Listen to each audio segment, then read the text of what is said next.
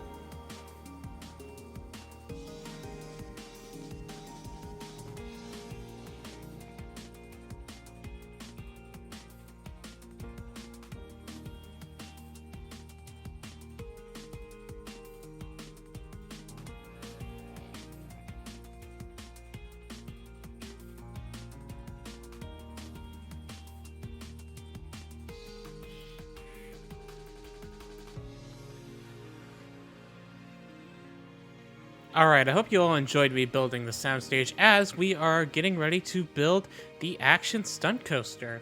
And we are going to be using the F25. This was the Frontier Anniversary gift that we got for the 25 years of Frontier development. And it's the same coaster that uses the Incredible Hulk style launch, which they use drive tires. Instead of going up, we're just going to go straight into it, into a Cobra roll for our first inversion, followed by a vertical loop. Then we have some sort of dive loop element that we're going to add into it, as well as a few other inversions before we hit the final brake run. So with this roller coaster, again, it is designed to be a action stunt coaster. That's the main theme of it. And the story behind it is that the studio is running low on stunt doubles, and the guests have decided to give doing stunt double work for the studio. And the scene that is going to be depicted is that the station of the coaster is basically a giant building that got blown up by a flying car of some sort. That part is still kind of scratchy or not really thought out that well, but I just thought it would be a funny way to incorporate a stunt element or something a stunt double or a stunt driver would end up doing, is just explode out of a building. But right now we are heading into the mid-course brake run, which is going to be a little bit of a small element. We do have what is going to be a little bit of a drop, then followed by a corkscrew. And then we're just going to make our way in over to the final brake run and in the ride. And yeah, again, we are in need of a name for the Action Stunt Coaster. If not that, I'm just going to call it the Action Stunt Coaster. I think that would be a better off name. If we can't find anything, feel free to let me know. I'm just going out and test the ride real quick, make sure everything is running well for what I currently have. And I decided to build the brake run before I decided to connect the entire track, because, you know, sometimes it's nice to have the brake run ready. I don't really do realism that much, but when it comes to the rides, I try to do as much realism as I possibly can without making it seem too boring. And on this part over here, I was having trouble trying to think of like the final elements for the ride. I didn't want like a simple turn. So you see me going in, and I tried to do a 360 spiral, and I ultimately thought this was a better choice for the final part. It turns out really great itself, and after I finish with the brake run, make sure that it doesn't slow down in speed, everything goes well. I'm going over and test the ride real quick, making sure everything is okay. I think it's okay.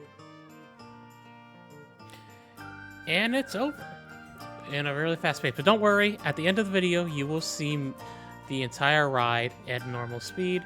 Picking out the colors, went with this red, sort of like, I don't know what you call it, like a beige-like yellow on the supports. And then for the cars, we decided to go with this yellow, kind of like Bumblebee from Transformers, but I just like the yellow aspect of this coaster. And in a few minutes, you're going to see me build the station for the ride. Again, we're building the station. This is kind of like a setup temporary area for it. I might move it if I don't think that where it's at right now is good, but it's going to be at the left area because as I'm recording this, I'm a little bit ahead. Well, recording the voice audio, I should say. I am ahead of building the park. I have 5 episodes already made, including this episode. So here right now, I am building the station, and for the next few minutes, I'm going to build out the station, make it look like a stunt double department of the studio. And until then, enjoy the rest of the time lapse.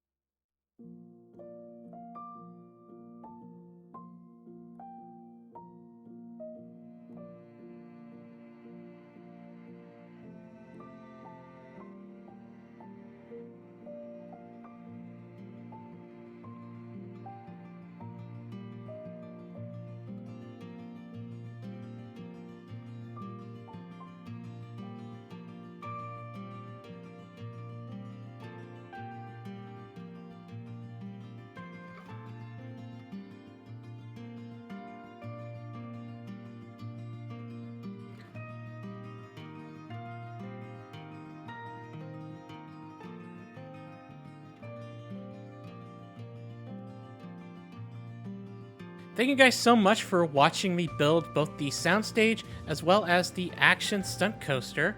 If you guys want to name the action stunt coaster, as well as giving me any suggestions for the rest of the park, feel free to let me know down in the comments. Otherwise, feel free to hit the like button and subscribe down below for Planet Coaster and all things gaming. Hope you all have a great rest of your day. Enjoy the ride, POV, and until next time, I am outta here.